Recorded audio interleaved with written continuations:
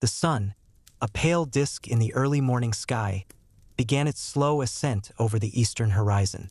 Its light, still weak and diffused, cast long, indistinct shadows across the military camp. A faint chill lingered in the air, a remnant of the night, gradually yielding to the promise of a new day. Within the orderly rows of tents, the first stirrings of life could be detected. A cough here, a rustle there, the subtle creak of a bed frame as a legionary shifted in his sleep. These were the quiet beginnings of another day in the life of a Roman soldier, a day that would, in many ways, mirror the countless days that had come before it and the countless days that would undoubtedly follow. The rhythm of the camp was predictable, a steady, unchanging beat that governed every aspect of existence. There was a certain comfort in this predictability, a sense of order in a world that could often be chaotic and unpredictable. Each man knew his place, his duties, and the expectations placed upon him. There was little room for deviation, little need for improvisation. The routine was a well-worn path, a familiar journey that required little thought or effort. Simply was. And so, as the light grew stronger and the chill receded, the camp slowly, almost imperceptibly, began to awaken. The sounds became a little louder, the movements a little more deliberate. The day, like all days, had begun. The first sounds to truly break the silence were the distant calls of birds, a chirping that seemed to grow in intensity as the sky lightened. Soon after, the more familiar sounds of the camp began to emerge.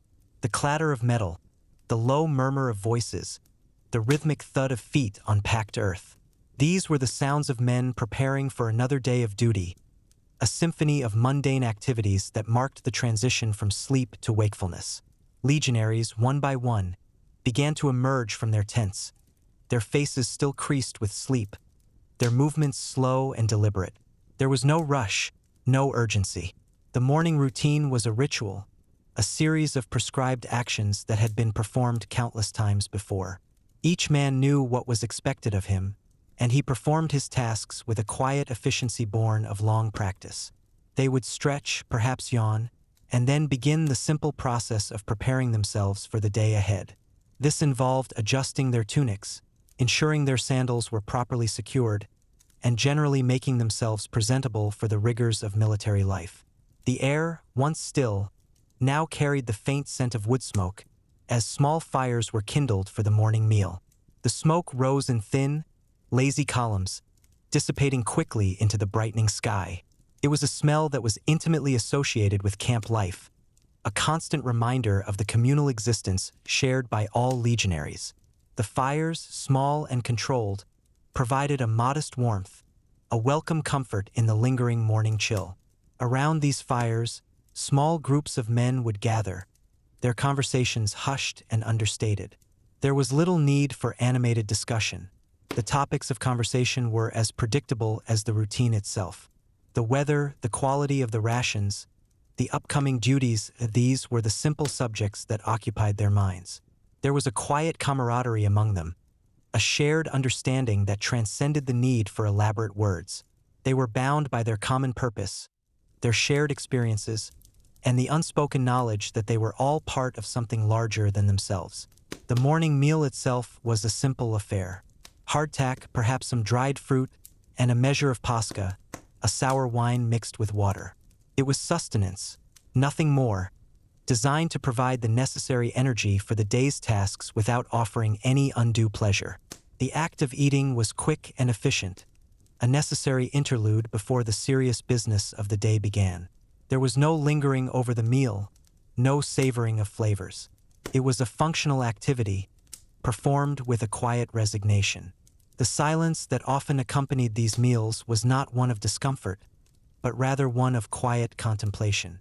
Each man was lost in his own thoughts, preparing himself mentally for the hours that lay ahead. The sun continued its ascent, its rays now beginning to penetrate the camp with greater intensity. The shadows shortened, and the air grew warmer. The sounds of the camp became more pronounced, a steady hum of activity that indicated the full awakening of the legion. The time for quiet reflection was drawing to a close. The time for duty was at hand. The morning, in its slow and deliberate unfolding, had reached its inevitable conclusion. The day, in all its monotonous glory, was ready to begin. As the last crumbs of the morning meal were brushed away, the legionaries began to prepare for the day's first official duties. This often involved a general assembly, a gathering of the men in a designated area of the camp. The purpose of this assembly was not always dramatic.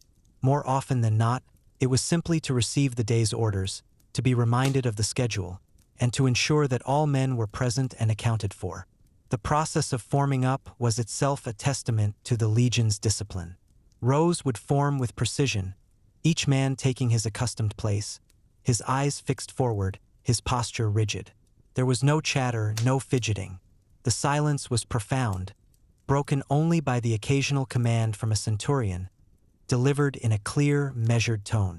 These commands were not shouted, but rather spoken with an authority that left no room for misinterpretation. The men understood and they obeyed. The sun, now higher in the sky, cast a brighter, more direct light upon the assembled ranks. The dust, disturbed by the movement of so many feet, began to rise in a fine haze, catching the sunlight and creating a shimmering, almost ethereal effect. It was a common sight, one that was repeated day after day, week after week, year after year. The faces of the legionaries, though varied in their individual features, shared a common expression of quiet endurance. There was no excitement, no anticipation. There was only the steady, unwavering commitment to the task at hand. The orders, when they came, were typically brief and to the point. They might concern the day's training exercises, the allocation of duties, or perhaps a general reminder of camp regulations. There was little room for discussion or debate. The orders were given, and they were to be carried out. The simplicity of these directives was a reflection of the Legion's operational philosophy: efficiency, order, and unwavering obedience. After the assembly, the men would disperse, each heading to his assigned task. For some, it would be a day of drills on the training ground, practicing formations, weapon handling, and marching. For others, it might involve maintenance duties within the camp, repairing equipment, cleaning latrines, or tending to the camp's infrastructure. Still others might be assigned to guard duty, manning the watchtowers or patrolling the perimeter.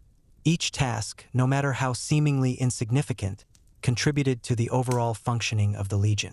There was a sense of interconnectedness, a recognition that every man's effort, however small, played a vital role in the larger machine. The day unfolded with a predictable rhythm, a series of tasks performed with methodical precision. The sun continued its journey across the sky, marking the passage of time with its steady, unwavering progress. The sounds of the camp, once a gentle hum, now became a more pronounced symphony of activity. The clang of hammers, the shouts of instructors, the rhythmic pounding of feet. These were the sounds of a legion at work, a testament to its unwavering dedication to duty. The hours passed, each one blending seamlessly into the next, a continuous flow of routine and repetition. There was little to distinguish one moment from another, save for the subtle shifts in light and shadow as the sun moved overhead. The legionaries, immersed in their tasks, moved with a quiet efficiency, their movements honed by countless hours of practice. Their minds, perhaps, drifted to other things, to distant homes or forgotten dreams, but their bodies remained firmly rooted in the present, performing the duties that defined their existence. The day, in its steady, unhurried progression, continued its march towards evening, another chapter in the endless saga of the Roman legionary's life. The morning sun, now fully risen, cast its golden light across the training grounds.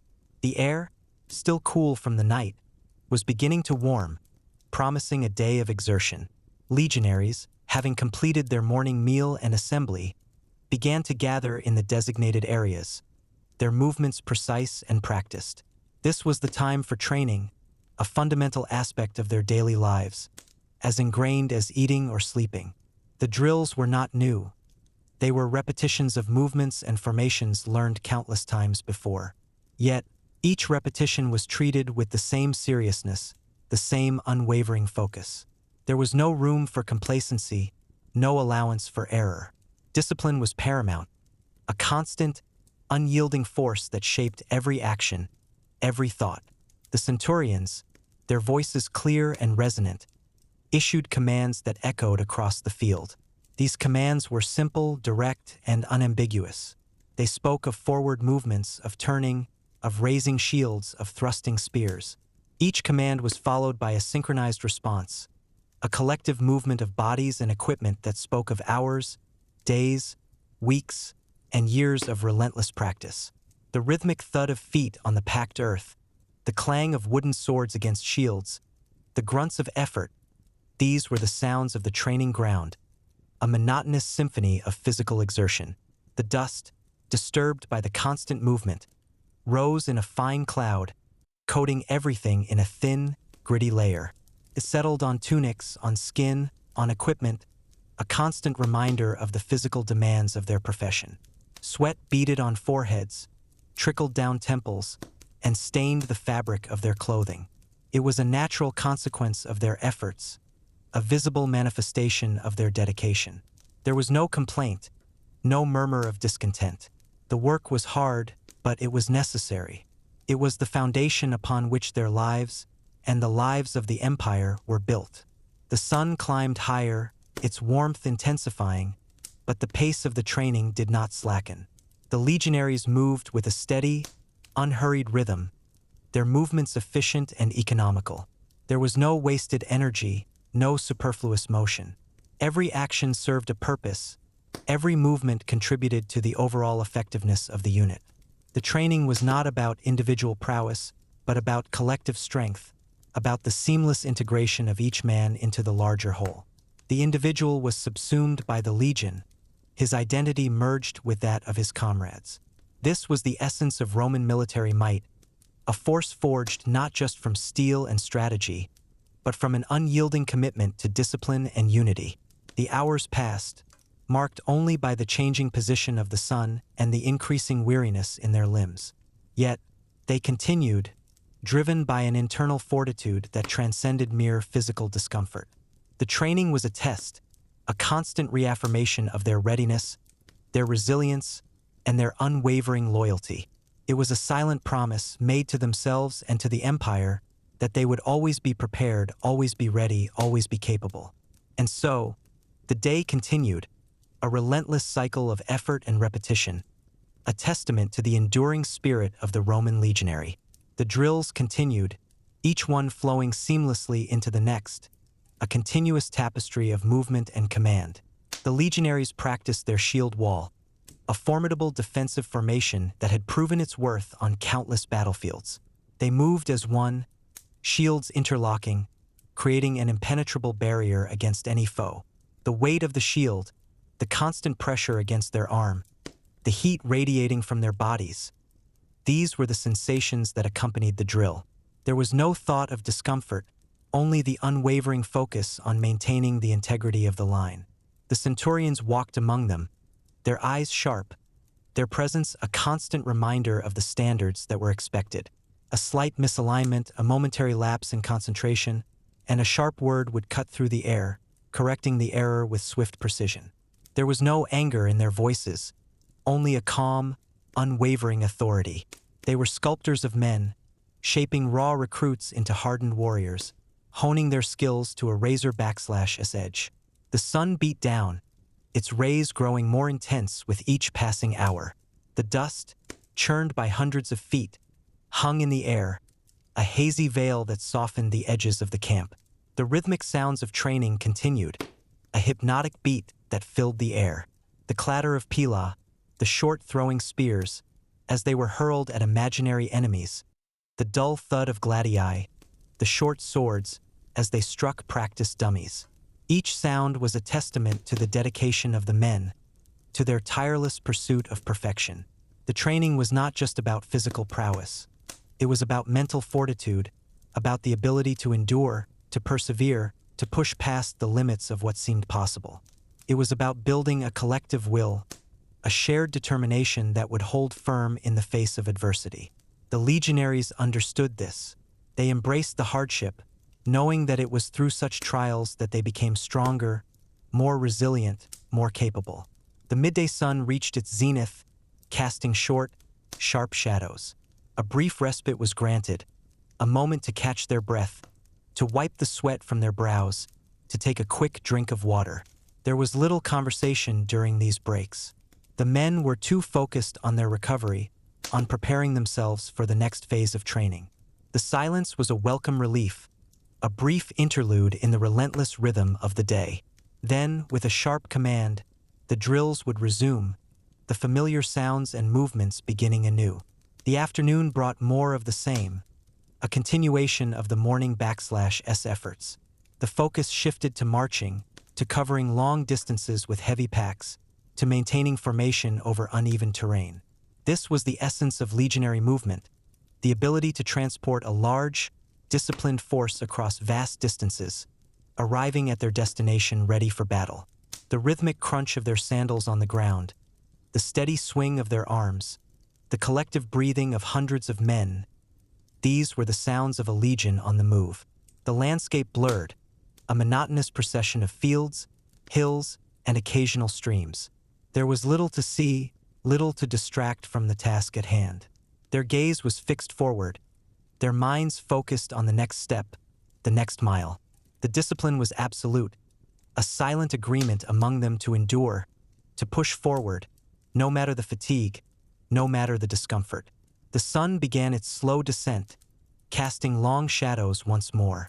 The air began to cool, a welcome change after the heat of the day. The training, though still rigorous, began to wind down. The final drills were performed with the same precision as the first, a testament to their unwavering commitment. As the light faded, the legionaries returned to camp, their bodies weary, their minds calm. Another day of training was complete, another step taken on the long, familiar path of a Roman legionary. The sun had begun its slow descent, casting long, distorted shadows across the camp. The air, once filled with the sounds of training, was now quieter, a low hum of activity replacing the earlier clamor. For some legionaries, the day's exertions were far from over. The duty of standing guard, a constant and unwavering responsibility, now fell upon them. This was a task that demanded vigilance, a quiet endurance that often went unnoticed, yet was crucial to the safety and security of the entire legion. The watchtower, a simple wooden structure, stood tall against the fading light. From its elevated position, the legionary on duty had a panoramic view of the surrounding landscape. Fields stretched out in every direction, their colors muted by the approaching twilight. The distant tree-line, a dark, indistinct mass, offered little in the way of visual interest. The sky, a vast expanse of deepening blue, slowly began to reveal the first faint stars. The silence was profound, broken only by the gentle rustle of leaves in the breeze, the distant chirping of crickets, and the occasional hoot of an owl. There was little to see, little to hear, little to do but watch. The hours passed with a slow, deliberate rhythm. Each minute seemed to stretch into an eternity, each hour a small lifetime. The legionary shifted his weight, adjusted his grip on his spear, and scanned the horizon once more. His eyes, though weary, remained sharp, constantly searching for any sign of movement, any hint of an anomaly. The mind, left to its own devices, could wander, drifting to distant memories, to loved ones far away, to dreams of a life beyond the confines of the camp. But always the discipline would pull it back, reminding him of his duty, of the unwavering vigilance that was required. The night deepened, and the stars, once faint, now blazed with a cold, distant brilliance. The moon, a pale crescent, cast a soft, ethereal glow upon the landscape. The camp below, once a hive of activity, was now a collection of dark, silent shapes, its inhabitants lost in the depths of sleep. Only the flickering light of the watch fires and the occasional movement of a patrolling sentry offered any indication of life. The air grew colder, and a thin mist began to rise from the low-lying areas, clinging to the ground like a ghostly shroud. The legionary pulled his cloak tighter, seeking what little warmth it could offer. The cold was a constant companion, a subtle discomfort that permeated every aspect of his being. Yet he endured, his resolve unwavering. The duty was paramount, a sacred trust that could not be broken. The world outside the camp was a place of uncertainty, of potential danger. It was his responsibility to stand between that world and the sleeping legion, to be the eyes and ears that protected them from harm. And so he watched and waited and endured, a silent sentinel against the encroaching darkness. The hours of the night passed with a deliberate slowness, each one marked by the changing position of the stars and the deepening chill in the air. The legionary on watch maintained his silent vigil, his senses heightened, his attention unwavering. The sounds of the camp were minimal now, a symphony of soft snores, the occasional rustle of straw, and the gentle creak of tent poles in the breeze. These were the sounds of a sleeping army, a testament to the peace and security that his watch, and the watches of countless others, provided. His gaze swept across the perimeter, noting the faint outlines of the palisade, the subtle undulations of the ditch beyond. Every shadow held the potential for movement, every whisper of wind a possible harbinger of danger. Yet, for the most part, the night remained uneventful, a long stretch of quiet observation. The monotony was a test in itself, a challenge to his focus and endurance. It was easy for the mind to drift, to succumb to the lure of sleep, but the consequences of such a lapse were too dire to contemplate. He would shift his weight, stamp his feet to ward off the cold, and occasionally hum a low, tuneless melody to himself, just enough to keep his thoughts from wandering too far. The moon, now higher in the sky, cast a brighter, more defined light, illuminating the camp in shades of silver and gray.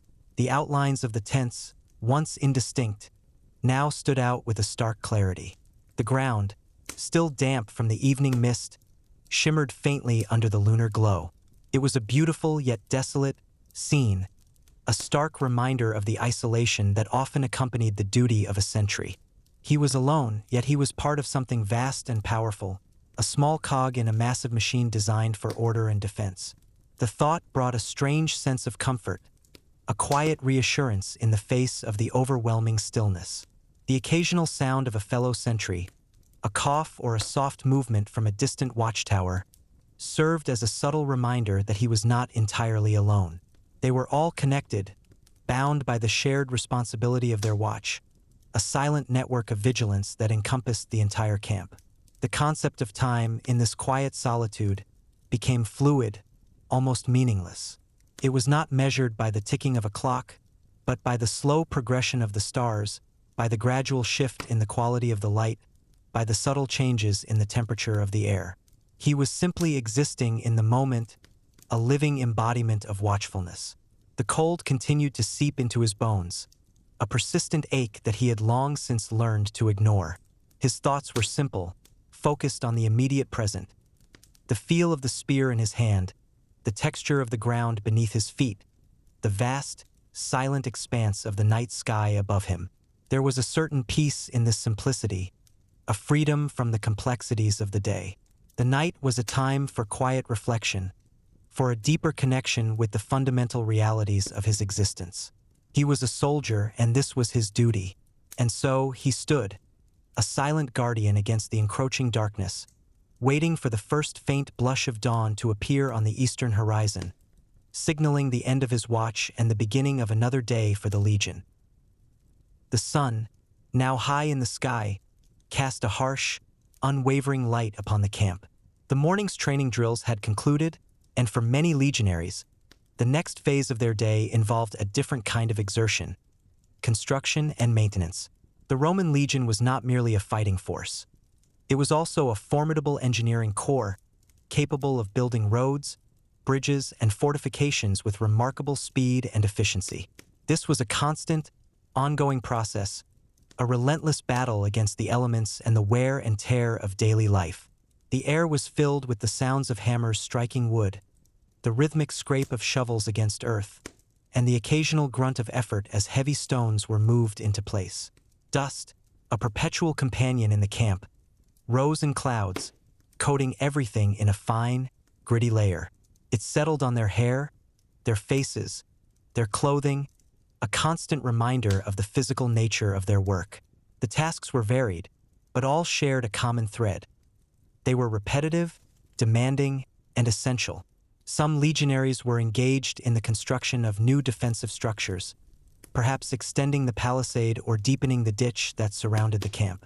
Others were repairing existing buildings, patching roofs, mending fences, or shoring up walls that had been weakened by time or weather.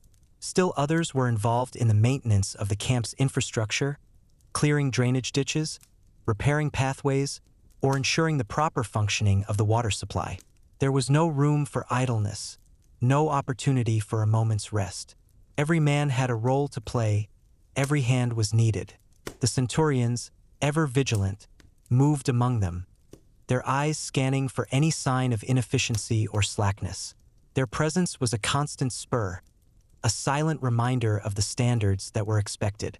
A misplaced timber, a poorly dug trench, a loose nail, these were not minor errors, but potential weaknesses that could compromise the safety and effectiveness of the entire camp. The work was not glamorous, nor was it exciting.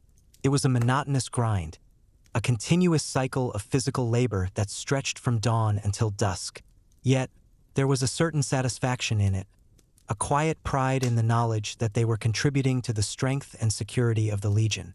Each nail hammered, each stone laid, each shovelful of earth moved, these were small acts, but together, they built something enduring, something that would protect them and their comrades. The sun beat down, its heat relentless, but the work continued, unceasing. Sweat streamed down their faces, stinging their eyes, but they did not falter. Their muscles ached, their backs protested, but they pushed through the discomfort, driven by a sense of duty and a shared commitment to the legion. The Roman legionary was not just a warrior. He was also a builder, a craftsman, a tireless worker who understood that the strength of the empire rested not just on its military might, but also on its ability to construct and maintain the infrastructure that supported its vast reach. And so, the day unfolded, a relentless cycle of labor and construction, a testament to the enduring spirit of the Roman legionary. The construction work continued with a steady, unhurried pace. The legionaries moved with a practiced efficiency, each man knowing his role, each movement contributing to the overall progress. There was little conversation, only the sounds of their labor. The rhythmic thud of mallets on wooden stakes, the scrape of trowels against mortar, the creak of ropes as heavy loads were hoisted. The air was thick with the scent of freshly cut timber and damp earth, a familiar aroma that permeated every corner of the camp. The tasks were often repetitive, requiring little thought beyond the immediate action. A legionary might spend hours digging a trench, his shovel rising and falling with monotonous regularity. Another might be tasked with carrying stones, his shoulders aching under the weight, his steps heavy and deliberate. Yet another might be shaping timbers, his axe biting into the wood with a dull, satisfying thud. The work was physically demanding, a constant test of endurance and strength. Muscles burned, sweat stung their eyes, and their hands grew calloused and rough. But there was no complaint, no murmur of discontent. This was their duty, a fundamental aspect of their lives as soldiers. They understood that the strength of the camp, its ability to withstand attack, depended on the quality of their work. Every joint, every beam, every stone was a testament to their dedication. The sun continued its relentless journey across the sky, its heat intensifying with each passing hour. The dust, disturbed by their constant movement, rose in a fine, powdery cloud, settling on their skin and clothing. It was a constant companion, a gritty reminder of the physical nature of their existence. The water carriers moved among them, offering dippers of cool water, a brief respite from the heat and the dust. The water, though simple, was a welcome relief, a momentary quenching of the thirst that seemed to be a permanent state. The afternoon brought no change in the pace of work. The construction continued, unceasing, a testament to the legionaries' unwavering commitment. The walls of the new barracks slowly rose, brick by brick, stone by stone. The palisade grew taller, its sharpened stakes pointing defiantly towards the sky. The ditches deepened, their sides steep and unforgiving. Each completed section was a small victory, a tangible sign of their progress. The work was not about speed, but about precision and durability. They built to last, to withstand the ravages of time and the assaults of any enemy. The tools they used were simple, yet effective. Shovels, picks, axes, hammers, and saws. These were the extensions of their hands, the instruments through which they shaped the world around them. The skills they possessed were not learned overnight. They were the culmination of years of practice, passed down from one generation of legionaries to the next. The sun began its slow descent, casting long shadows across the camp once more. The air began to cool, offering a slight reprieve from the day's heat. Yet, the work continued, driven by the knowledge that there was still much to be done before nightfall. The sounds of construction would gradually fade as the light diminished, replaced by the softer sounds of the evening routine. But for now, the rhythmic sounds of building continued, a steady, unyielding testament to the tireless efforts of the Roman legionary. As the day drew to a close, the legionaries, though tired, felt a quiet sense of accomplishment. The new structures stood firm, the repairs were complete, and the camp was a little more secure than it had been that morning. This was the essence of their daily lives, a continuous cycle of labor, discipline, and contribution to the greater good of the legion. The setting sun cast long, golden shadows across the newly built walls, a silent testament to their unwavering dedication. The air, now cooler, carried the scent of wood smoke and damp earth, a comforting aroma that signaled the end of another long day. The sounds of the camp began to change, the clamor of construction replaced by the softer murmurs of evening routines. Soon, they would gather for their evening meal, a simple but well-earned reward for their tireless efforts. The day had been long, filled with monotonous tasks and physical exertion, but it had also been productive. Each legionary, in his own way, had contributed to the strength and resilience of the Roman military machine. And as darkness finally enveloped the camp, a quiet peace settled over the weary soldiers, a peace earned through hard work and unwavering commitment. The midday sun hung high above the Roman camp, casting short, sharp shadows.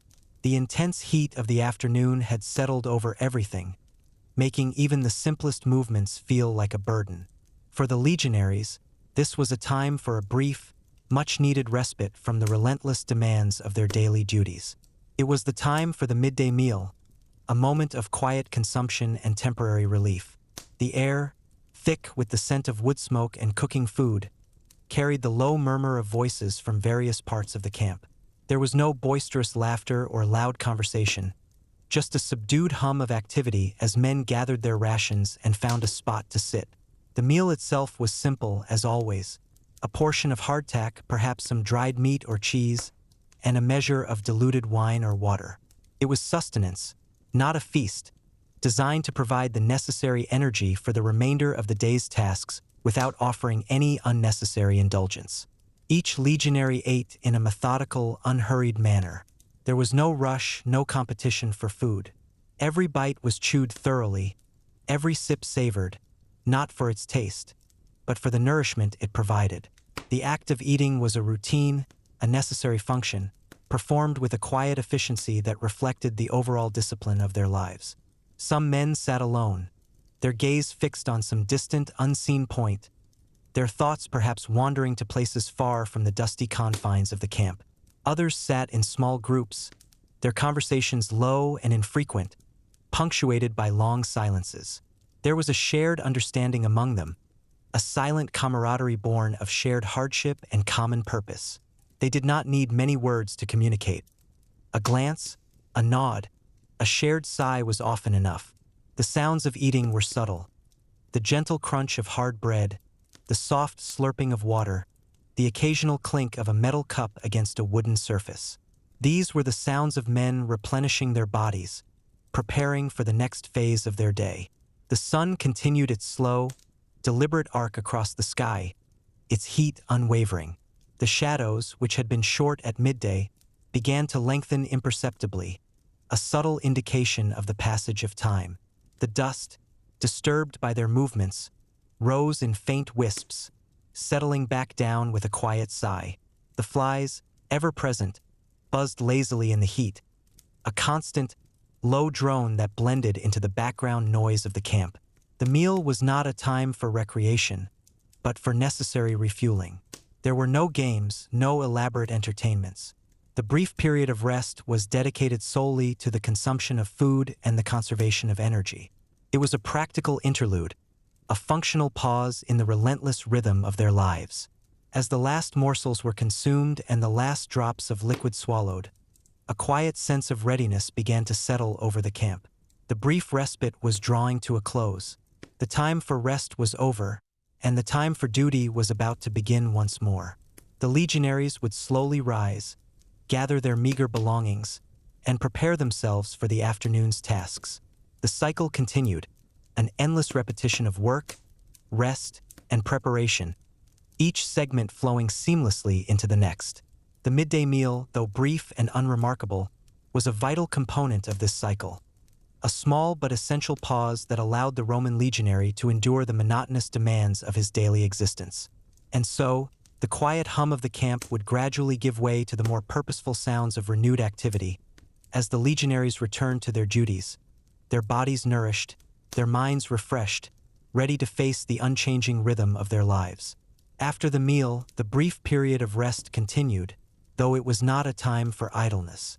For some, it was an opportunity to attend to small personal tasks. A legionary might carefully inspect his armor, checking for any signs of wear or damage, polishing a dull spot on his breastplate, or tightening a loose strap on his greaves. Another might sharpen his sword, the rhythmic rasp of stone against metal a familiar and comforting sound. These were not duties assigned by a centurion, but rather personal responsibilities, a quiet dedication to maintaining the tools of their trade. The condition of their equipment was a matter of pride, a reflection of their discipline and readiness. A well-maintained sword was a reliable companion in battle, a polished shield a testament to their vigilance.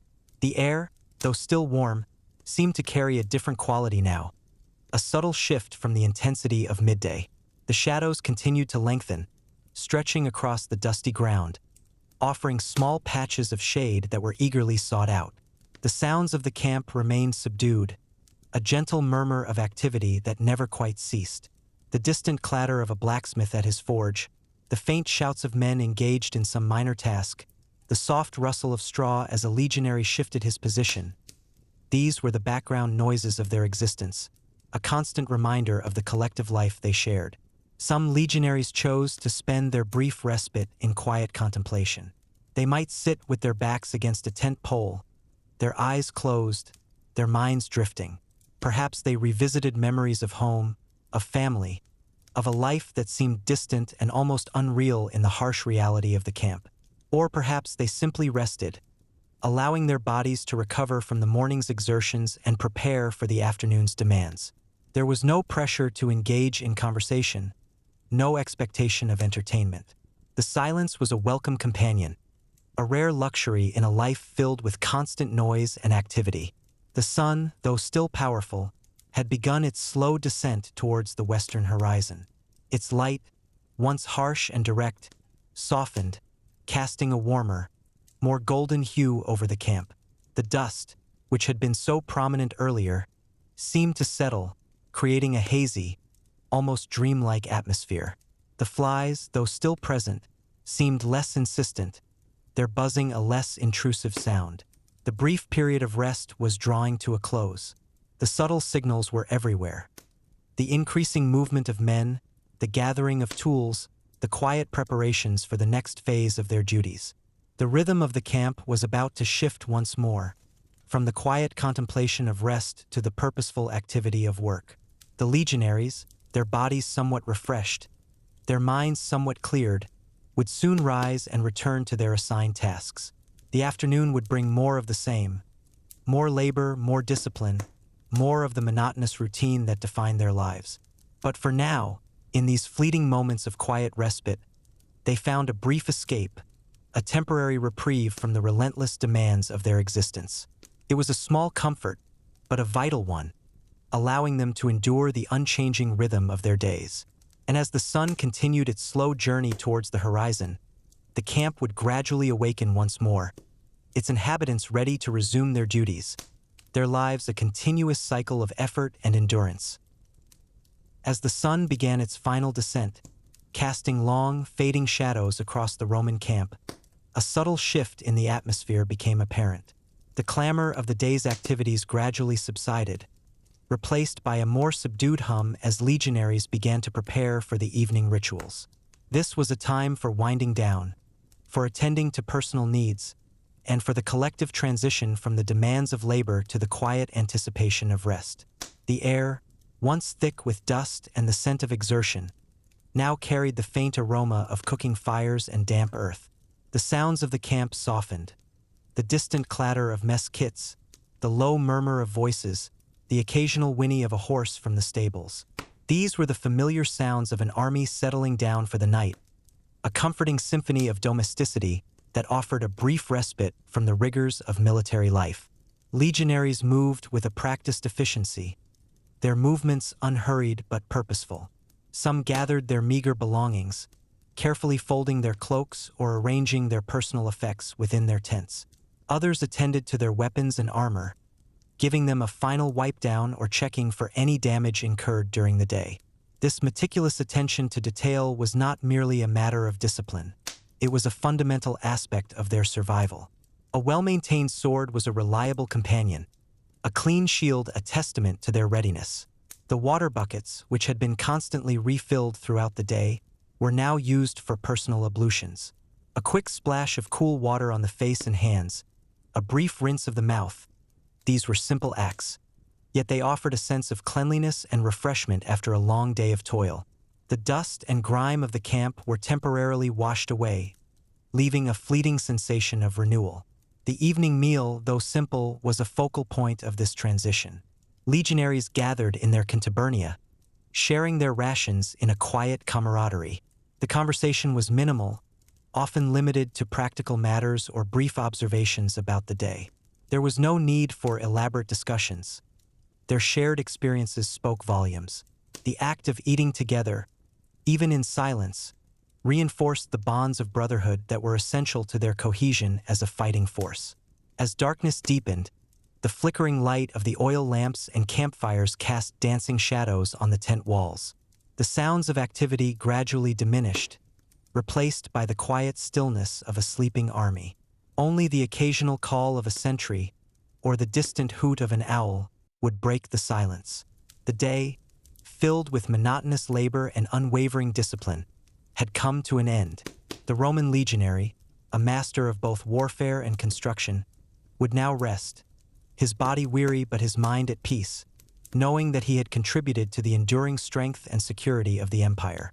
And with the rising sun, the cycle would begin anew, a relentless rhythm of duty, labor, and quiet endurance. The preparation for sleep was a ritual in itself, a series of deliberate actions designed to ensure maximum rest and readiness for the following day.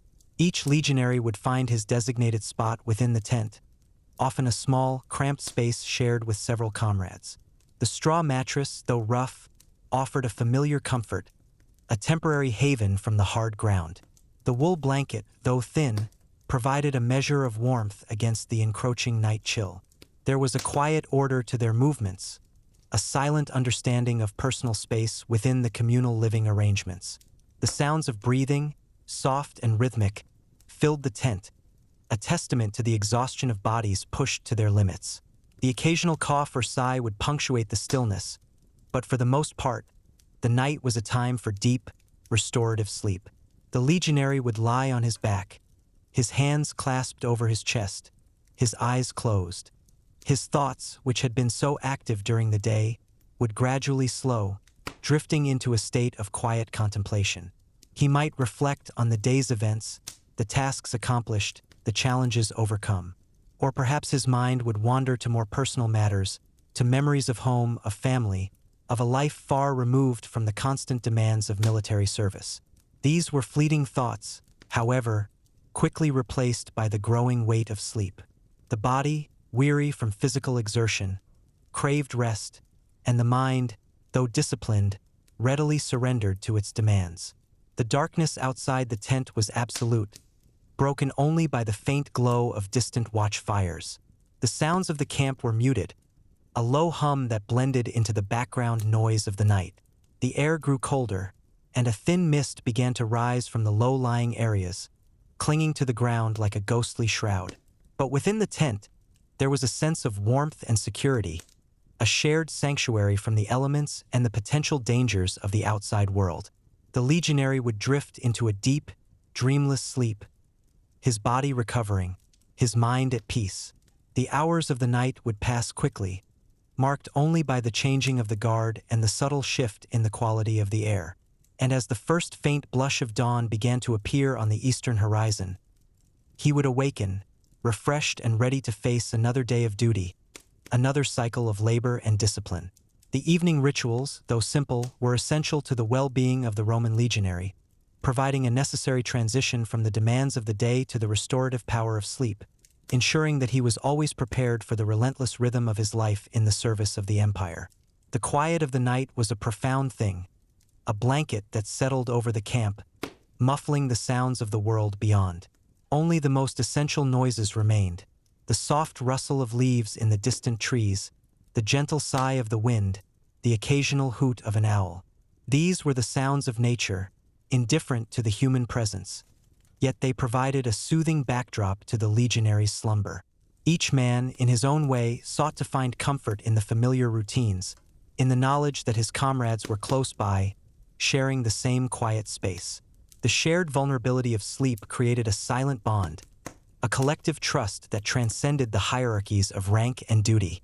For a few precious hours, they were simply men, resting, recovering, preparing for the demands of another day. The darkness was a welcome embrace, a temporary escape from the harsh realities of their existence.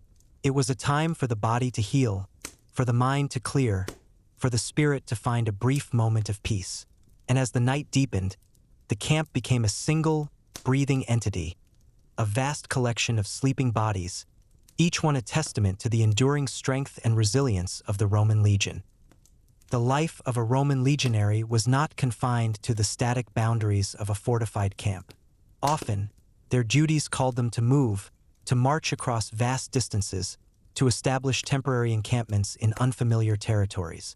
This was the life on the march, a continuous cycle of movement, adaptation, and the relentless pursuit of order in a constantly changing landscape.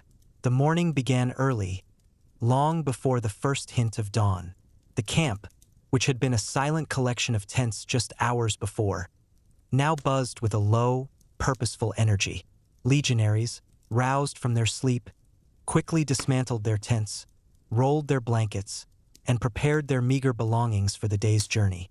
There was a quiet efficiency to their movements, a practiced rhythm born of countless repetitions. Each man knew his role, each task was performed with a minimum of fuss. The air was cool and damp, carrying the scent of damp earth and wood smoke from the last embers of the campfires.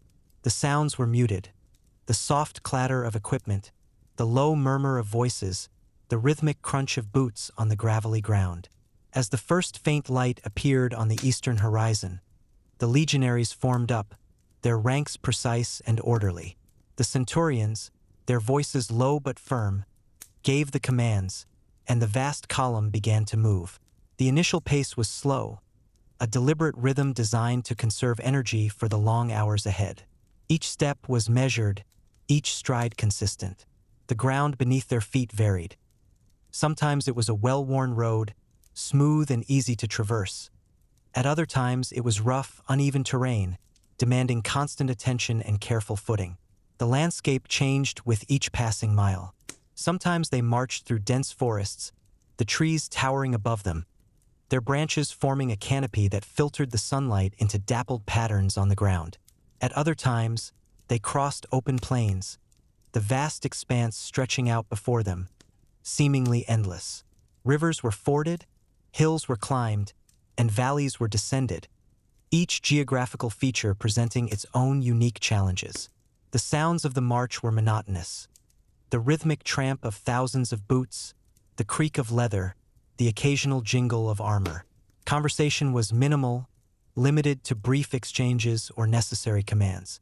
Each legionary was lost in his own thoughts, his mind focused on the immediate task of putting one foot in front of the other. The sun, as it rose higher in the sky, brought with it a relentless heat.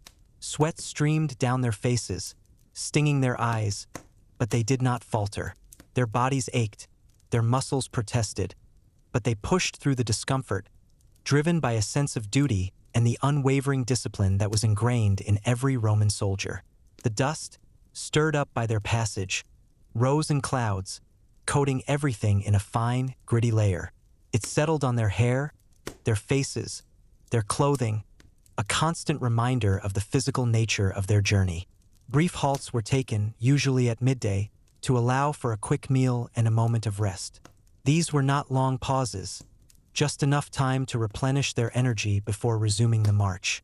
The water, though often warm and dusty, was a welcome relief, a momentary quenching of the thirst that seemed to be a permanent state. As the afternoon wore on, the pace remained consistent. The destination, though often distant, was always in their minds. They were a moving force, a disciplined machine, advancing steadily towards their objective. The landscape continued to unfold before them, a continuous panorama of changing scenery, yet the rhythm of their march remained constant, an unchanging beat in a world of flux.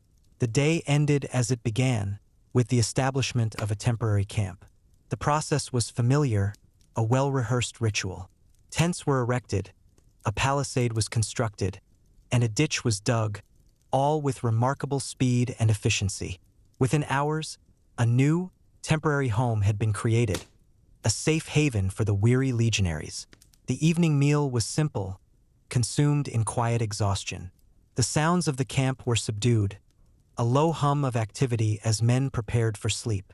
The day had been long, filled with monotonous movement and unwavering discipline, but it had also been productive. Each legionary, in his own way, had contributed to the strength and resilience of the Roman military machine. And as darkness finally enveloped the camp, a quiet peace settled over the weary soldiers, a peace earned through hard work and unwavering commitment. The life on the march was a continuous cycle of movement and temporary settlement, a relentless rhythm that ensured the smooth functioning of the vast Roman military machine. And in that rhythm, there was a strange, quiet beauty, a profound sense of purpose that transcended the mundane details of daily existence. As the last embers of the campfires faded into the deepening night, a profound stillness settled over the Roman encampment. The sounds of the day, the clatter of tools, the murmur of voices, the rhythmic tramp of marching feet, had all receded, replaced by a quiet that was almost absolute. This was the domain of the night, a time for rest, for reflection, and for the silent vigil of the centuries. The air grew cooler, carrying with it the crisp scent of damp earth and distant pine. The stars, countless and indifferent, began to emerge in the inky blackness above, their faint light offering a subtle illumination to the sleeping camp. It was a vast, silent tableau, a testament to the enduring power of the night. The legionaries, nestled within their tents, were deep in slumber, their bodies recovering from the day's exertions. Their breathing was soft and rhythmic, a collective sigh that filled the canvas shelters. The occasional cough or restless shift was quickly absorbed by the pervasive quiet, leaving only the steady hum of an army at rest. For those on guard duty, however, the night was a time of heightened awareness. They stood at their posts, their eyes scanning the darkness, their ears attuned to the slightest sound.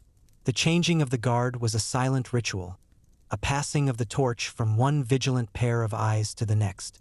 No words were exchanged, only a subtle nod, a shared understanding of the responsibility that rested upon their shoulders. The hours of the night passed slowly, marked only by the imperceptible shift of the stars across the sky. The moon, if present, cast long, ghostly shadows across the camp, transforming familiar shapes into distorted figures.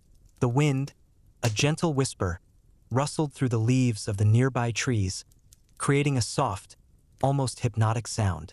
These were the sounds of the night, a subtle symphony that accompanied the silent vigil of the centuries. Their thoughts, though disciplined, often drifted. They might recall memories of home, of family, of a life far removed from the constant demands of military service. Or perhaps they simply contemplated the vastness of the night, the endless expanse of the sky, the quiet solitude of their post. These were fleeting thoughts, however, quickly replaced by the immediate demands of their duty. Every shadow was a potential threat, every rustle a possible intrusion. Their senses were heightened, their minds alert, ready to respond to any sign of danger. The cold seeped into their bones, a constant reminder of the passage of time. They shifted their weight, stamped their feet, and rubbed their hands together, small movements designed to ward off the chill. But their gaze remained fixed on the darkness, their vigilance unwavering. The camp, though silent, was not entirely still. The occasional snort of a horse from the stables, the soft murmur of a distant stream, the faint creak of a tent pole in the wind, these were the subtle sounds that punctuated the quiet, a testament to the living, breathing entity that was the Roman legion. As the night deepened, a profound sense of isolation settled over the sentries. They were alone with their thoughts, alone with the vastness of the darkness, alone with the weight of their responsibility. Yet, there was also a sense of purpose, a quiet pride in their unwavering dedication. They were the guardians of the camp, the silent protectors of their sleeping comrades. Their vigilance ensured the safety and security of the entire legion. The hours before dawn were often the coldest, the darkest, and the most challenging. The body craved rest, the mind yearned for sleep, but duty demanded wakefulness. They pushed through the discomfort, their resolve unwavering, their commitment absolute. The first faint blush of dawn on the eastern horizon was a welcome sight, a subtle promise of the day to come. The darkness began to recede, replaced by a soft, gray light that gradually illuminated the camp. The shapes of the tents, once indistinct, began to sharpen, their outlines becoming clear. The sounds of the camp slowly began to awaken. The first stirrings of men, the gentle clatter of mess kits, the low murmur of voices. The night, with its silent vigil, was drawing to a close. The sentries, their duty fulfilled, would soon be relieved, their bodies weary but their minds at peace. They had stood guard, they had protected, and they had ensured the safety of their comrades. The cycle would begin anew, a relentless rhythm of duty, labor, and quiet endurance. And as the sun rose, casting its first golden rays upon the camp, the Roman legionary would awaken, refreshed and ready to face another day, another cycle of monotonous tasks, another testament to the enduring strength and resilience of the empire. The air, once thick with the silence of the night, began to fill with the subtle sounds of a waking camp. The distant crow of a rooster, the gentle lowing of cattle from a nearby farm, the soft chirping of birds in the trees. These were the harbingers of a new day, a slow awakening that mirrored the gradual return of light to the sky. The sentry, his eyes still scanning the horizon, felt a subtle shift in the atmosphere, a change in the quality of the air that signaled the approaching dawn. The stars, which had been so prominent just moments before, began to fade, their brilliance diminished by the encroaching light. The moon, if it had been present, would now be a pale, ghostly disk, slowly retreating from the sky. The ground beneath his feet, which had been cold and unyielding throughout the night, began to absorb the first faint warmth of the rising sun. The dew, which had clung to the grass and leaves, shimmered with a fleeting brilliance, reflecting the nascent light. The outlines of the tents, which had been indistinct shadows, now stood out in sharp relief, their canvas surfaces catching the first rays of the sun. The sounds of the camp became more distinct, more purposeful. The gentle clatter of mess kits, the low murmur of voices, the rhythmic crunch of boots on the gravelly ground, these were the sounds of men preparing for another day of duty, another cycle of labor and discipline. The sentry, his watch almost complete, felt a quiet sense of satisfaction. He had performed his duty, he had kept vigil, and he had ensured the safety of his comrades. The night, with its silent challenges, had been successfully navigated. Soon, he would be relieved, and he would join the ranks of his fellow legionaries, ready to face the demands of the new day. The cycle continued, an endless repetition of work, rest, and preparation, each segment flowing seamlessly into the next. The Roman legionary, a master of both warfare and construction, was also a master of endurance, his life a continuous testament to the unwavering strength and resilience of the empire. And as the sun rose, casting its first golden rays upon the camp, the Roman legionary would awaken, refreshed and ready to face another day, another cycle of monotonous tasks, another testament to the enduring strength and resilience of the empire. Introduction to the problem of slavery in pre-revolutionary Russia. The history of slavery in Russia is a complex and multifaceted phenomenon that evolved over many centuries. Unlike the classical forms of slavery known in ancient civilizations, Russian slavery, or kalopstvo, had its own unique characteristics and development paths. From the earliest periods of the formation of the old Russian state, various forms of dependence existed, which gradually transformed into a more formalized system. The sources of kalopstvo were diverse: debt, capture in war, self-sale due to poverty, or birth to a kalop mother. Initially, kalopstvo was not always hereditary and could be temporary, but over time, it acquired a more rigid and hereditary character. The legal status of kolops was ambiguous, fluctuating between a slave and a free person, depending on the historical period and specific circumstances. The development of kalopstvo was closely linked to the socioeconomic and political processes in Russia, including the formation of a centralized state and the strengthening of the service nobility. Early forms of dependence in ancient Rus. In ancient Rus, various forms of dependence existed even before the emergence of formalized kalopstvo. These included zakupi, who were people who worked off a loan, kupa, ryadovichi, who entered into a contract, ryad, for work, and smrti, who were free peasants but were gradually drawn into dependence on princes and boyars. The main source of dependence was debt. If a person could not repay a loan, they became a zakup and had to work for the creditor until the debt was repaid. The legal status of zakupi was regulated by Russkaya Pravda, the ancient Russian code of laws. They had certain rights, but their freedom was limited. Ryadovichi, on the other hand, voluntarily entered into contracts for work, but their dependence could also become long-term. Smrti were free peasants who owned land, but over time, they became increasingly dependent on the state and large landowners. These early forms of dependence laid the foundation for the future development of kalopstvo and serfdom, gradually restricting the freedom of the rural population. The influence of the Golden Horde on the development of dependence. The Mongol Tatar invasion and the subsequent yoke of the Golden Horde had a significant impact on the development of dependence in Russia. The need to pay a heavy tribute, vaikod, to the horde led to the impoverishment of the population and the growth of debt. Many people, unable to pay the tribute, were forced to sell themselves into kalopstvo or become dependent on more prosperous individuals. The horde also contributed to the strengthening of princely power, which, in turn, led to a greater centralization of control over the population.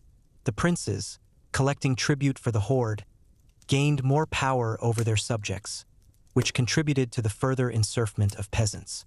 The constant raids and military conflicts also led to an increase in the number of captives, who became kolops. Thus, the Golden Horde, although it did not directly introduce slavery, indirectly contributed to the strengthening and spread of various forms of dependence in Russia, exacerbating the already difficult situation of the population. The formation and development of kalopstvo. The formation and development of kalopstvo as a distinct social institution occurred gradually over several centuries. By the 15th to 16th centuries, kalopstvo became a widespread phenomenon in Russia. Kolops were divided into several categories. Full kolops, who were completely deprived of rights and were the personal property of the master, okladnia kolops, who became kolops by special decree, and kabala kolops, who became kolops due to debt. The legal status of kolops was regulated by various legislative acts, including the Sudebniks of 1497 and 1550. These documents formalized the hereditary nature of kalopstvo and expanded the rights of masters over their kolops. Kolops were used in various fields. In agriculture, as domestic servants, as artisans, and even as soldiers. The growth of kalopstvo was associated with the development of large landlord economies and the need for cheap labor.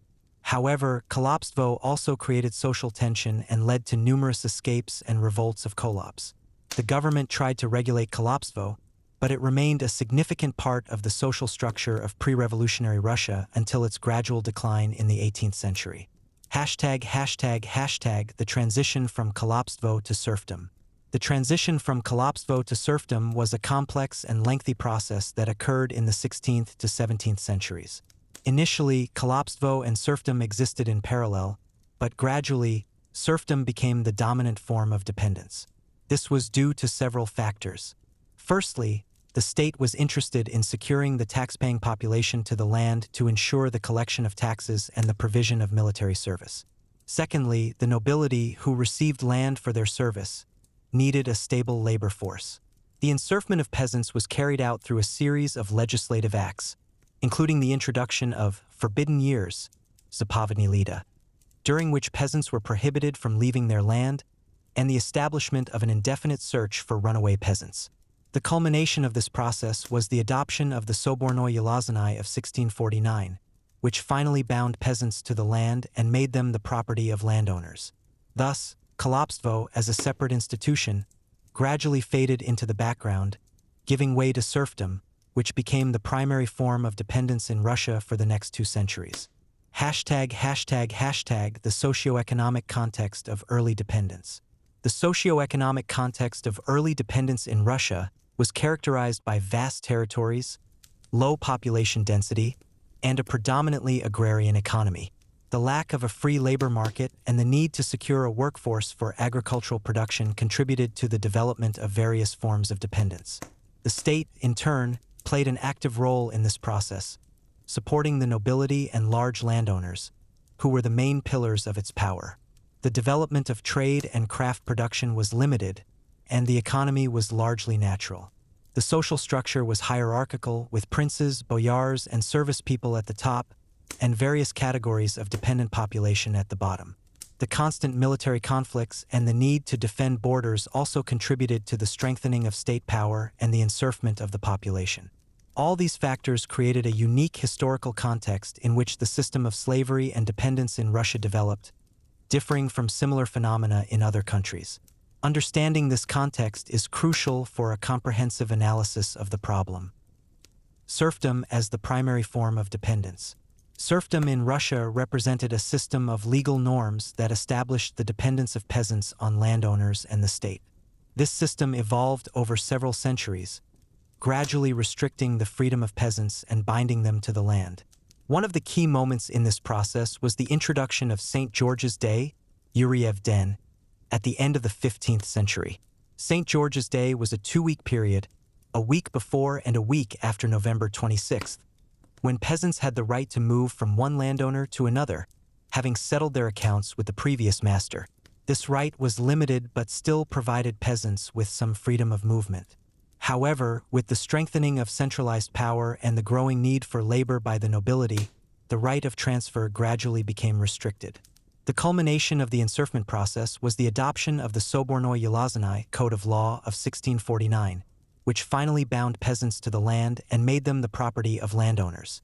The sobornoi yelazanai abolished St. George's Day, established an indefinite search for runaway peasants, and formalized the hereditary nature of serfdom. Thus, serfdom became the primary form of dependence in pre-revolutionary Russia, encompassing a significant portion of the population. The legal status of serfs was extremely low. They did not possess personal freedom and were considered part of the landowner's property. Serfs were tied to the land, meaning they could not leave their allotments without the landowner's permission.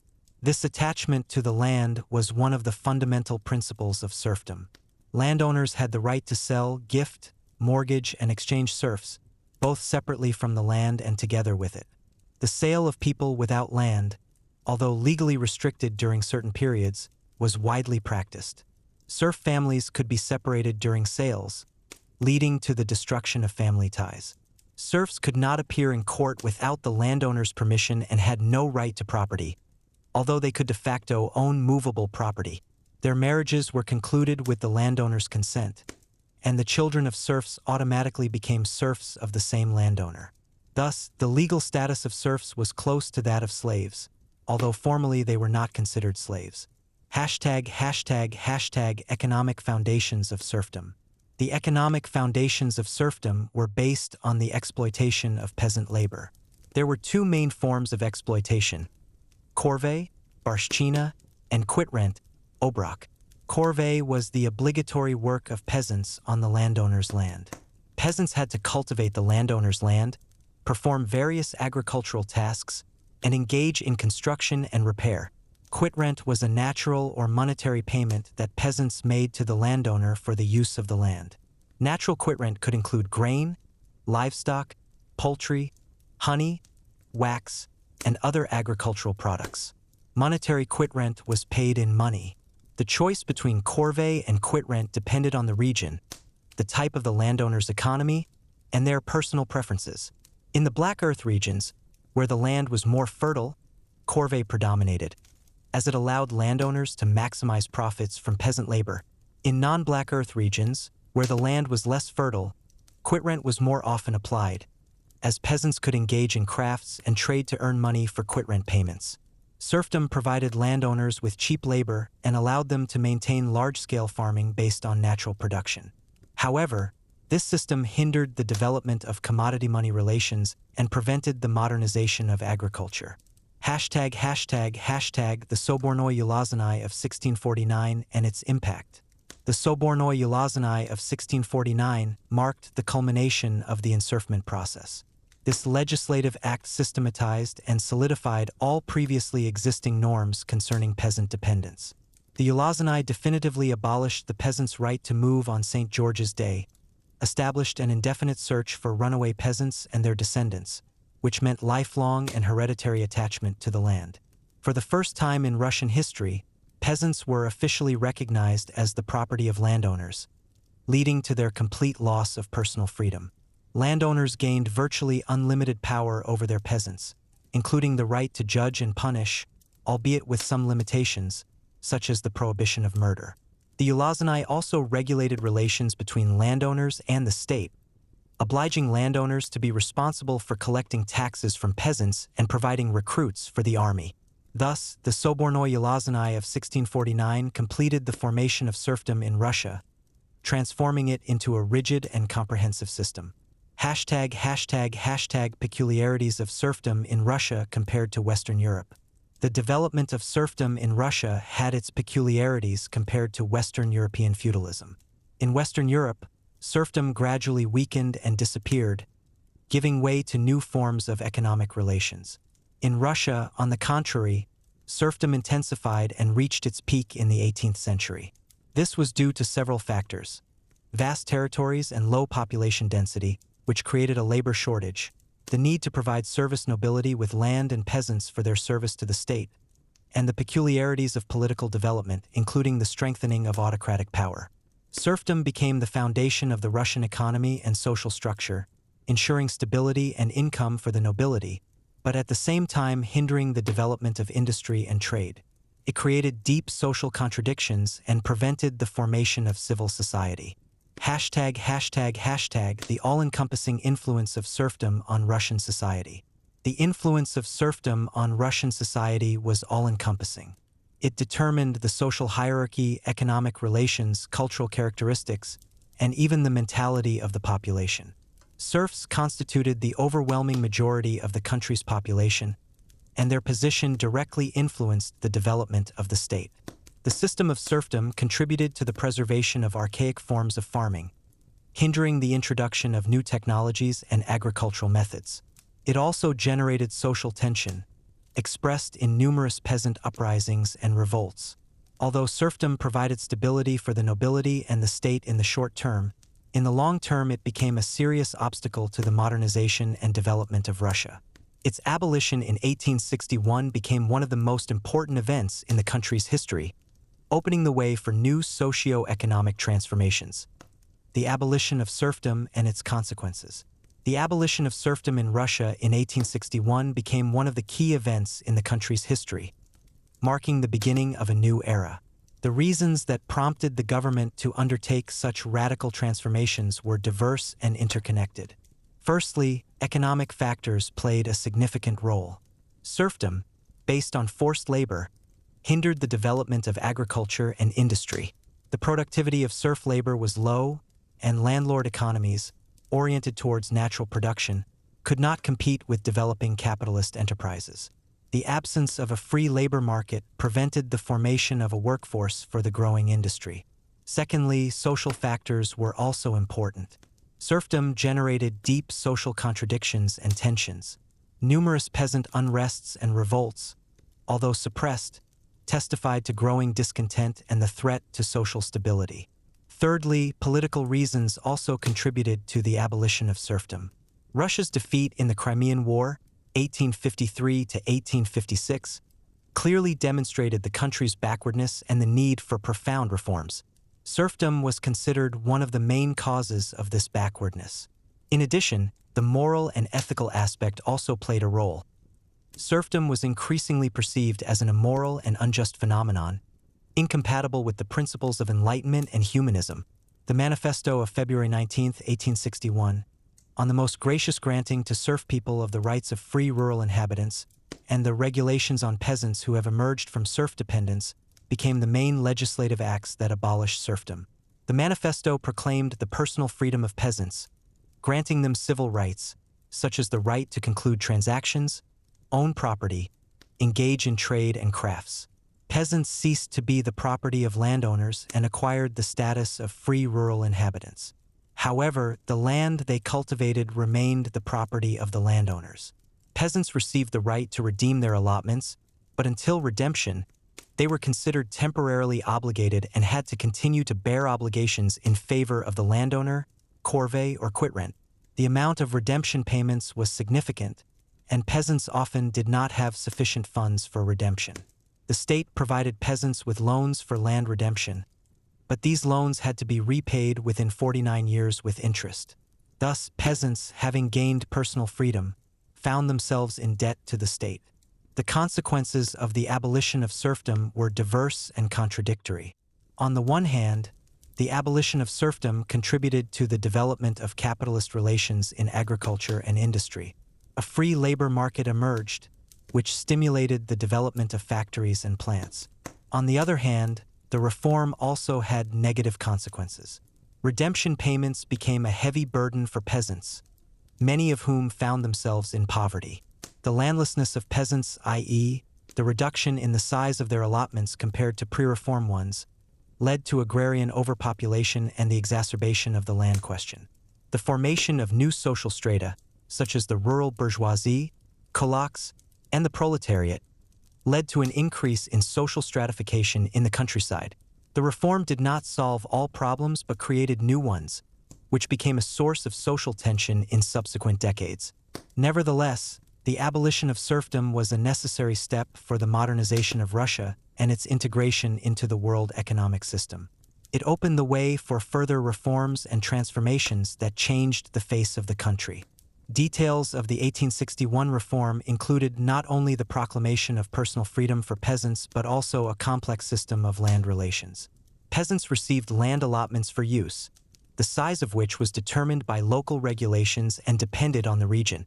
In the Black Earth provinces, where land was more valuable, peasants often had surplus land, which they had used before the reform but belonged to the landowner, cut off. This led to the so-called otreski, cut-off lands, which caused discontent among peasants. In non-Black Earth provinces, on the contrary, peasants could be allocated additional land if their allotments were too small. Until the land was redeemed, peasants were in a temporarily obligated state, meaning they continued to bear obligations in favor of the landowner. This period could last until the peasant redeemed their allotment. The redemption operation was carried out with the mediation of the state. The landowner received a redemption loan from the state, and the peasant had to repay this loan to the state within 49 years. The amount of redemption payments was calculated to compensate landowners for the loss of serf souls and land. However, in practice, the cost of land was often overestimated, making the redemption burden unbearable for peasants. The long-term consequences of the abolition of serfdom were significant. In agriculture, the process of capitalization began, and new forms of farming emerged, such as peasant farms and land leases. However, this process was slow and uneven. The peasant commune, which was preserved after the reform, continued to play an important role in village life. regulating land relations and distributing obligations. Communal land ownership, with its land redivisions, hindered the development of individual peasant farms and prevented the introduction of new agricultural methods. Social stratification in the countryside intensified. Prosperous peasants, kulaks, emerged, who used hired labor and bought land, and poor peasants, who were forced to sell their labor or go to cities for work. The abolition of serfdom also contributed to the growth of cities and the development of industry, as liberated peasants replenished the ranks of the urban proletariat. However, this process was accompanied by an increase in social tension in cities, associated with difficult working and living conditions for workers. Thus, the abolition of serfdom in 1861 was a complex and contradictory process that had both positive and negative consequences. It eliminated an archaic system of dependence, opened the way for the capitalist development of Russia, and contributed to the formation of new social relations. However, the reform did not solve all problems but created new ones, which became a source of social conflicts and revolutionary upheavals in the early 20th century. Nevertheless, without the abolition of serfdom, the further development of Russia would have been impossible. This reform became the starting point for a series of transformations that changed the face of the country and determined its future destiny. Studying this period allows for an understanding of the complexity of historical processes and the diversity of their consequences. Life and daily routine of serf peasants. The daily life of serf peasants was dictated by the agricultural cycle and the demands of the landowner. The primary occupation was labor on the land, both on the landowner's estate, corvée, and on their own plots, quitrent. The workday began at dawn and ended at dusk, especially during sowing and harvesting periods. The labor was arduous and monotonous, performed manually or with primitive tools. In addition to field work, peasants engaged in household chores, livestock care, firewood collection, and other necessary tasks. The family played a central role in the life of a serf peasant. It was the main production and consumption unit, ensuring survival and the reproduction of the labor force. Marriages were concluded early, and large families were the norm, as children provided additional labor. The commune, or mir, was an important element of the serfs' social organization. It regulated land relations, distributed obligations, resolved disputes, and provided mutual assistance. The commune also acted as an intermediary between the peasants and the landowner, representing the peasants' interests before the authorities. The culture and traditions of serf peasants were closely intertwined with their daily lives and the agricultural calendar.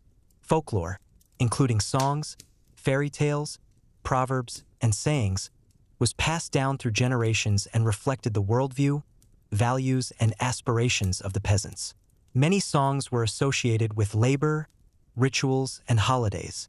The beliefs of serfs were syncretic, combining elements of Orthodox faith with ancient pagan beliefs. Numerous omens, rites, and rituals existed, aimed at ensuring a good harvest, protection from diseases, and evil forces. Holidays, both church and folk, were an important part of peasant life, providing an opportunity for rest, communication, and emotional expression. On these days, work ceased, festivities were held, songs were sung, and round dances were performed. However, even on holidays, peasants remained under the control of the landowner, and their freedom was limited. The living conditions of serf peasants were modest and often difficult. Their dwelling was an izba, a wooden hut with an earthen floor and a small stove. A large family, consisting of several generations, usually lived in one izba. The furniture was primitive, consisting of benches, a table, and chests. Lighting was provided by a splinter or an oil lamp. Heating was done by the stove, which was also used for cooking. The diet of serfs was monotonous and depended on the harvest. The staple foods were bread, porridges, vegetables, cabbage, turnips, onions, as well as mushrooms and berries. Meat and dairy products were rare, consumed mainly on holidays. Clothes were made from homespun materials, linen and hemp. They were simple, functional, and intended to protect against cold and heat. Hygiene was at a low level due to the lack of access to clean water and soap. Diseases were widespread, and medical care was practically non-existent. All these factors contributed to high mortality, especially among children, and a low life expectancy for serf peasants. The social structure within the peasant commune was relatively simple but had its peculiarities. At the head of the commune was the elder, elected by the peasants or appointed by the landowner. The elder was responsible for collecting taxes and duties, resolving minor disputes, and maintaining order. Elected officials, such as Satsky and Desiatsky, who assisted the elder in administration, also played an important role. Within the commune, there was a certain stratification. There were more prosperous peasants who had more land and livestock, and poor ones who barely made ends meet. However, the commune strived for an egalitarian distribution of land and obligations to ensure the survival of all its members. This was due to collective responsibility, where the entire commune was responsible for the failure of one peasant to fulfill obligations. Women played a key role in the peasant family. They were engaged in household chores, raising children, and actively participated in agricultural work. Their labor was no less arduous than men's, and often more diverse. Children were involved in feasible labor from an early age, helping their parents in the field and at home. They quickly mastered the necessary skills and became full-fledged workers. The childhood of serfs was short, and at a young age they became full-fledged laborers. The impact of harsh living conditions on the physical and mental state of serf peasants was significant. Insufficient nutrition, heavy physical labor, lack of qualified medical care, and constant psychological pressure from the landowner led to a high level of morbidity and early mortality. Infectious diseases such as typhus, cholera, smallpox, as well as diseases associated with malnutrition and unsanitary conditions, were widespread. Peasants often suffered from chronic diseases that reduced their working capacity and quality of life. The psychological state of serfs was also difficult. The constant threat of punishment, humiliation, separation from family, and the lack of prospects for changing their situation led to apathy, depression, and submission. However, despite all the difficulties, peasants preserved their culture, traditions, and faith, which helped them survive and find meaning in life. They found solace in the commune, in family ties, in religious rites, and folk holidays. These cultural elements served as a kind of protective mechanism, allowing them to maintain their identity and dignity in conditions of unfreedom. Thus, the life and daily routine of serf peasants were filled with hard labor, deprivation, and limitations. However, they managed to create their unique culture based on communal values, traditions, and beliefs. Studying their daily lives allows for a deeper understanding of the social and economic realities of pre-revolutionary Russia, as well as an appreciation for the resilience and vitality of the Russian peasantry under serfdom. These aspects are important for a full understanding of the historical context and consequences of serfdom. State policy regarding serfdom. State policy regarding serfdom in pre-revolutionary Russia was contradictory and changed over centuries. On the one hand, the state actively contributed to the enserfment of peasants, seeing it as a way to secure the service nobility and maintain stability. On the other hand, as society developed and the negative consequences of serfdom became apparent, attempts were made to limit and regulate it. In the 18th century, during the reign of Catherine II, decrees were issued aimed at streamlining relations between landowners and peasants, but they did not lead to significant changes. Paul I, upon ascending the throne, issued the Manifesto on the Three-Day Corvée, 1797, which recommended that landowners limit corvée to 3 days a week. However, this manifesto was recommendatory and not always observed. Alexander I, at the beginning of his reign, showed interest in the peasant question. In 1803, the decree on free cultivators was issued, which allowed landowners to release peasants to freedom with land for a ransom. This decree was an important step, but only a small number of peasants took advantage of it. Nicholas I, despite his conservative policy, also recognized the need to resolve the peasant question. Under him, secret committees were created to discuss reform, and reforms of state peasants were carried out, aimed at improving their situation. However, no radical changes occurred in the position of serfs. The state's role in maintaining and changing the system of serfdom was key. The state acted as a guarantor of landowners' rights over serfs, ensuring their protection and the return of runaway peasants. Legislation, starting from the Sudebniks and the Sobornoi Yelazanai, consistently enshrined and expanded the rights of landowners. However, as capitalist relations developed and peasant discontent grew, the state began to realize that serfdom was a hindrance to the country's economic development and a source of social tension. This led to a gradual change in policy aimed at finding ways to resolve the peasant question. In the first half of the 19th century, attempts were made to inventory landowners' estates, which was supposed to streamline peasant obligations. Restrictions were also introduced on the sale of peasants without land, and the separation of families was prohibited. These measures, although they did not abolish serfdom, were aimed at mitigating its most brutal manifestations and improving the situation of peasants. However, these measures were insufficient to solve the accumulated problems. Attempts to limit and regulate serfdom in the 18th to 19th centuries were due to various factors. Firstly, this was associated with Enlightenment ideas that spread in Europe and penetrated Russia. Many statesmen and intellectuals recognized the immorality and inefficiency of serfdom. Secondly, economic factors played an important role. Serf labor was unproductive, which hindered the development of agriculture and industry. Thirdly, social tension, expressed in numerous peasant unrests, forced the government to consider the need for reforms. However, the resistance of the nobility, who saw serfdom as the basis of their well-being, was very strong. The nobility had significant influence on state policy, which prevented radical reforms. Thus, state policy regarding serfdom was a compromise between the interests of various social groups and the need to maintain stability in the country. Alexander I's activities in the peasant question were marked by attempts at liberalization. In addition to the decree on free cultivators, which, despite its limited application, laid the legal foundation for the emancipation of peasants with land, Alexander I also considered projects for the complete abolition of serfdom. However, these projects were not implemented due to the resistance of the nobility and the government's fears of possible social upheavals.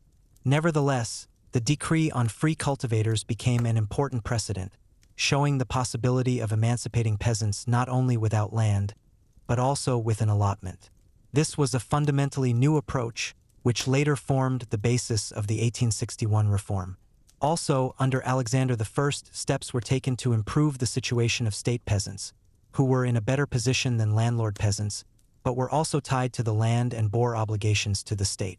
These measures included streamlining taxes and obligations, as well as attempts to develop education and healthcare in state villages. Nicholas I, despite his reputation as a conservative, also paid attention to the peasant question. He understood that serfdom was a powder keg under the state and would sooner or later lead to an explosion.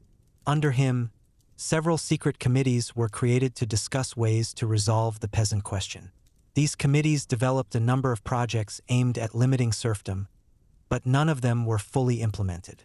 The most significant reform of Nicholas I was the reform of state peasants, carried out by P.D. Kiselev. This reform improved the situation of state peasants, granting them self-government, streamlining obligations, and promoting the development of education and medicine. The purpose of the reform was to set an example for landowners on how to organize farming without serfdom.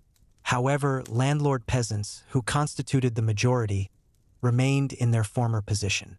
Nicholas I also prohibited the sale of peasants without land and the separation of families, which was an important step in limiting the arbitrariness of landowners. These measures, although they did not abolish serfdom, indicated the government's growing awareness of the need to reform it. Overall, state policy regarding serfdom until 1861 was characterized by caution and inconsistency.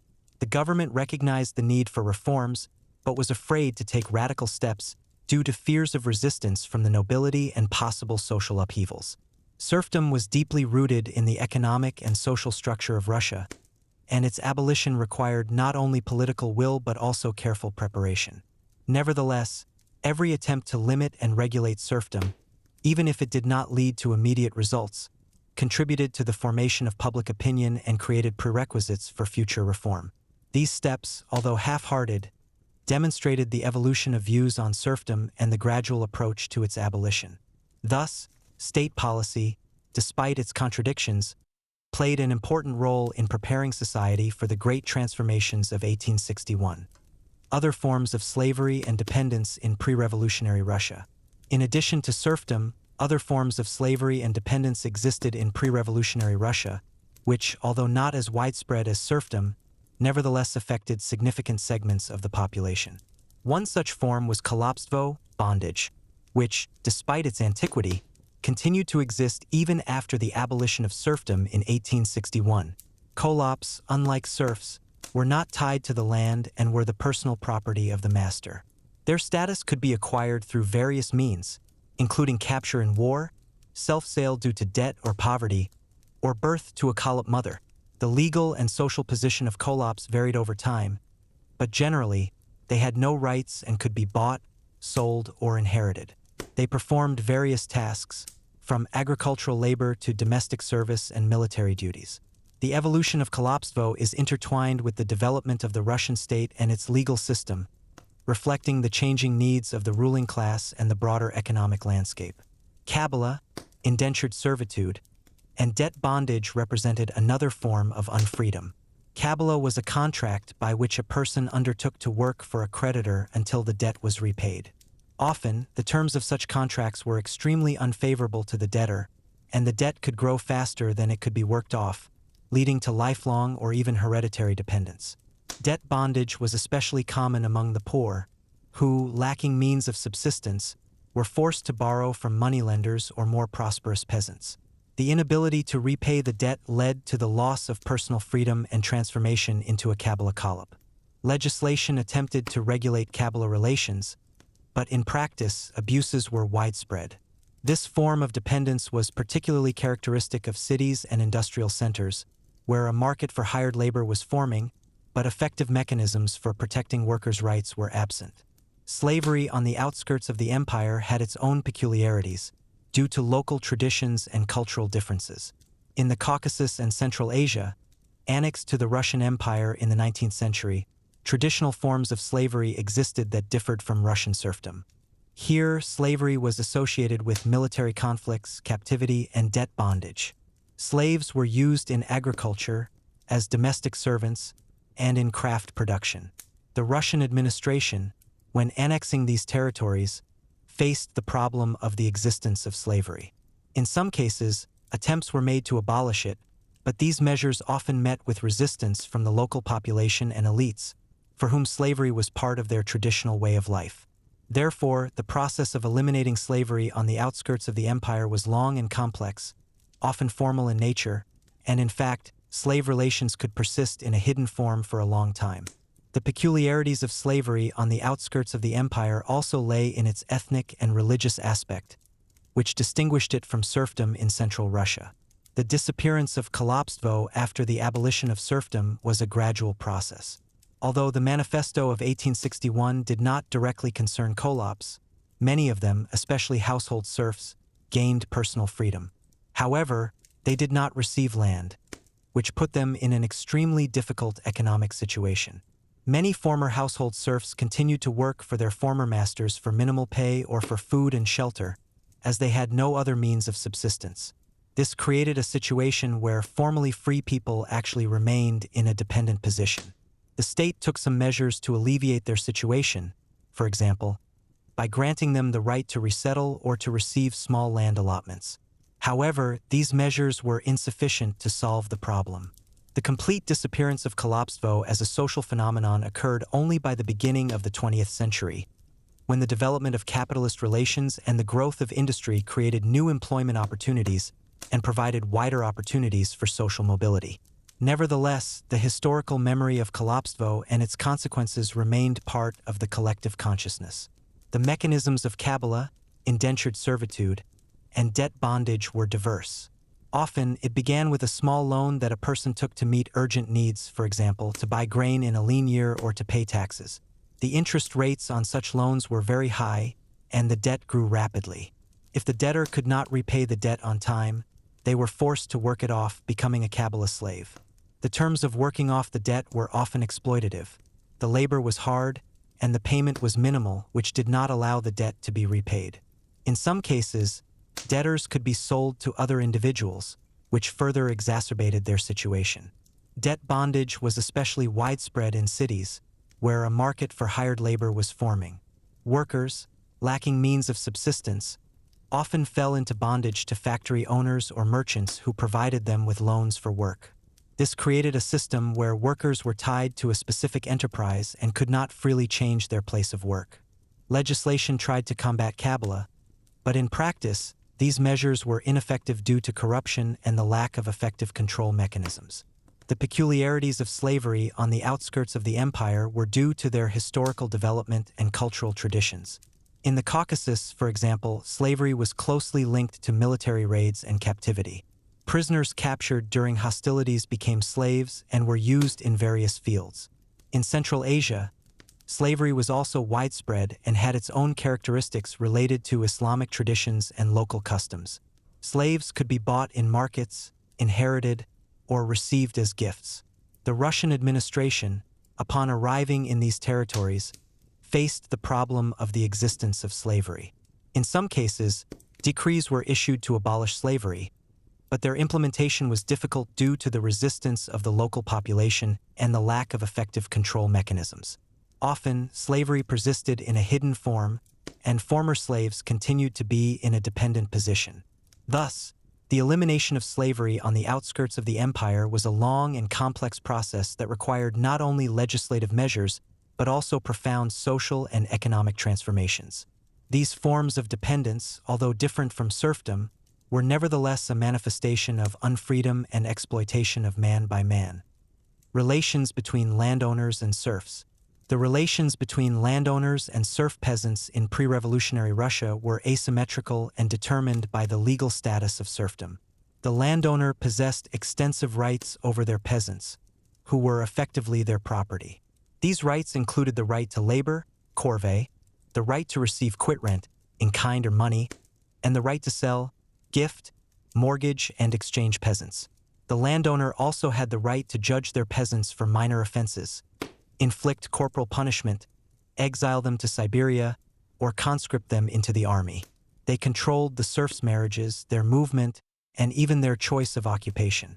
At the same time, the landowner had certain obligations towards their peasants, although these obligations were often formal. They were supposed to provide peasants with land for farming, protect them from external threats, and provide assistance in case of crop failure or natural disasters. However, the extent to which these obligations were fulfilled depended on the landowner's personal qualities and their attitude towards the peasants.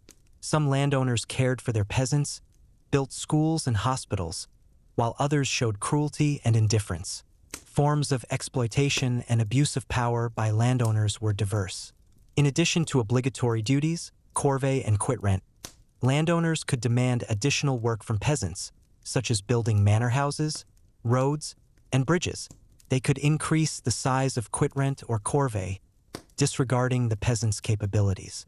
Abuse of power manifested in cruel corporal punishments, rapes, separation of families during sales, and arbitrary confiscation of property. Some landowners converted their peasants into household serfs, depriving them of land and means of subsistence, and forcing them to perform domestic work. The position of household serfs was particularly difficult, as they were completely dependent on the landowner and did not even have their own farms. The arbitrariness of landowners was not always suppressed by the state, as landowners possessed significant power and influence locally. This created conditions for impunity and exacerbated the plight of serfs. Attempts at resistance and revolts by serf peasants were a constant phenomenon in the history of pre-revolutionary Russia. Peasants expressed their dissatisfaction in various ways, from passive resistance, poor work, damage to inventory, escapes, to open uprisings. The largest and most famous were the uprisings led by Stepan Razin in the 17th century and Yemelian Pugachev in the 18th century. These uprisings covered vast territories and posed a serious threat to central authority. Peasants demanded the abolition of serfdom, land, and freedom. However, all these uprisings were brutally suppressed by government troops. In addition to large uprisings, there were numerous local revolts caused by the arbitrariness of landowners, famine, epidemics, or rumors of freedom. Peasants also filed complaints against landowners with state bodies, but these complaints rarely led to an improvement in their situation. Despite the suppression of revolts, they influenced state policy, forcing the government to consider the need for reforms and limitations on serfdom. The legal basis of relations between landowners and serfs was enshrined in various legislative acts, starting from the Sudebnik of 1497 and ending with the Sobornoi Ulazanai of 1649. These documents gradually expanded the rights of landowners over peasants and limited peasant freedom. However, even after complete enserfment, there were certain legal restrictions on the arbitrariness of landowners. For example, landowners were forbidden to kill their peasants, although in practice this rule was often violated. A landowner could be punished for killing a peasant, but such cases were rare and punishments were lenient. The state also tried to regulate relations between landowners and peasants, issuing decrees aimed at protecting peasants from excessive exploitation. However, these decrees often remained on paper, as the state lacked sufficient mechanisms for their control and enforcement. Thus, the legal system primarily protected the interests of landowners, leaving peasants virtually defenseless against their arbitrariness. Socio-psychological aspects of relations were complex and multifaceted. On the one hand, there was a deep chasm between landowners and serfs due to their different social status and economic position. Landowners viewed peasants as their property, and peasants, in turn, treated landowners with caution and distrust. On the other hand, there were also more complex forms of interaction, including elements of paternalism and dependence. Some landowners showed care for their peasants, provided them with assistance in difficult times, and built churches and schools. Peasants, in turn, could show loyalty and attachment to their landowners, especially if they were fair and kind. However, these relations always remained relations of domination and subordination, where the landowner possessed absolute power. Psychological pressure, humiliation, and fear were constant companions in the lives of serfs. This led to the formation of a special mentality, characterized by submission, cunning, and a desire for survival in conditions of unfreedom. The impact of relations between landowners and serfs on the development of Russian society was significant. This system created deep social contradictions that ultimately led to the abolition of serfdom. It also hindered the economic development of the country, preventing the formation of a free labor market and the development of capitalist relations.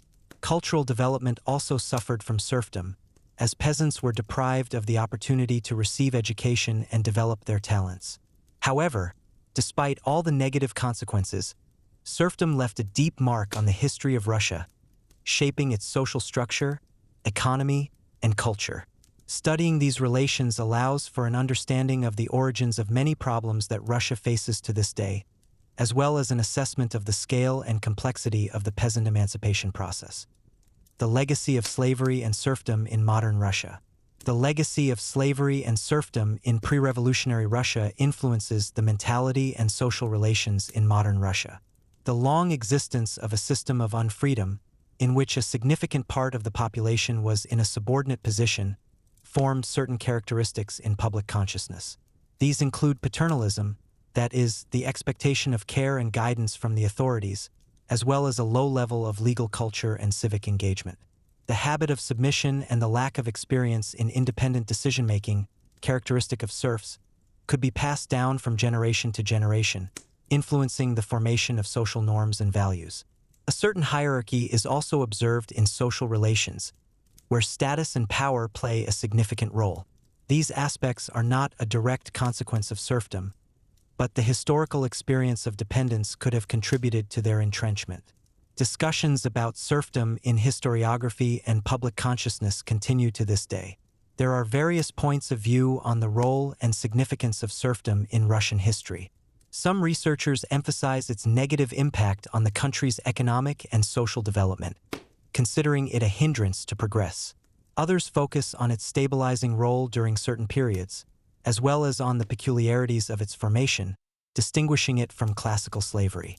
In public consciousness, serfdom is often associated with backwardness and injustice, but at the same time, elements of idealization of the past may be present, associated with the image of a kind master or a patriarchal village. These discussions reflect the complexity and ambiguity of historical experience, as well as society's desire to comprehend its past and learn from it. Understanding various interpretations of serfdom is important for forming an objective historical view. Lessons from history, drawn from the experience of slavery and serfdom, are important for preventing new forms of dependence and fighting for freedom. The history of serfdom demonstrates how gradually, step by step, human freedom was limited, and how important it is to value and protect civil rights and freedoms. It shows that economic dependence can become the basis for personal unfreedom, and that the struggle for social justice and equality is a continuous process.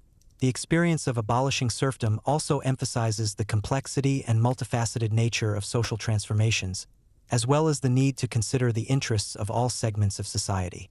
Modern forms of dependence, such as labor exploitation, human trafficking, and debt bondage, have their roots in historical forms of slavery and serfdom. Studying the past allows for identifying the mechanisms of unfreedom and developing effective measures to prevent it. The struggle for human freedom and dignity remains a relevant task, requiring constant attention and effort from society and the state. The influence of the historical experience of slavery on the mentality and social relations in modern Russia is manifested in various aspects. One of them is the preservation of paternalistic attitudes, where the population tends to expect solutions to problems from above and rely on state power, rather than on their own strength and initiative. This may be due to a centuries-old tradition when peasants were under the guardianship of the landowner, and then the state. A certain hierarchy is also observed in social relations, where status and belonging to certain social groups play a significant role. This may be an echo of the estate division of society that existed in pre-revolutionary Russia. A low level of legal culture and civic engagement can also be associated with historical experience, when human rights and freedoms were limited, and the law often served the interests of the ruling class. However, it is important to note that these features are not exclusively Russian and can be found in societies that have experienced long periods of unfreedom. Nevertheless, for Russia, this historical experience is of particular importance, as serfdom covered a significant part of the population and existed for several centuries. Discussions about serfdom in historiography and public consciousness are an important part of the process of understanding the past. In the Soviet period, serfdom was often portrayed as an absolute evil, a symbol of oppression and backwardness. In the post-Soviet period, new interpretations appeared, some of which tried to soften the negative image of serfdom, emphasizing its patriarchal character or economic expediency under certain conditions. These discussions reflect not only scientific disputes but also ideological battles related to the formation of national identity and the assessment of Russia's historical path. In public consciousness, the image of serfdom remains complex and contradictory.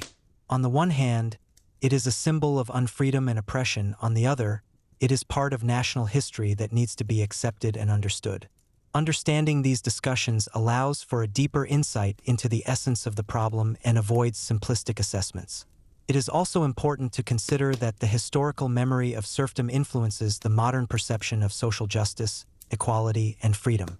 Lessons from history, drawn from the experience of slavery and serfdom, are relevant for modern Russia. They remind us that freedom is not something given once and for all, but requires constant protection and struggle. The history of serfdom shows how gradually, step by step, human rights and freedoms were limited, and how important it is to be vigilant to any manifestations of unfreedom. It also emphasizes that economic dependence can become the basis for personal unfreedom, and that the struggle for social justice and equality is a continuous process. Modern forms of dependence, such as labor exploitation, human trafficking, and debt bondage, although different from historical forms of slavery, nevertheless have common roots with them. Studying the past allows for identifying the mechanisms of unfreedom and developing effective measures to prevent it. The struggle for human freedom and dignity remains a relevant task, requiring constant attention and effort from society and the state. This includes the development of legal culture, strengthening civil society institutions, and creating conditions for economic well-being and social justice for all citizens. Only through understanding and overcoming the negative legacy of the past can a free and prosperous society be built.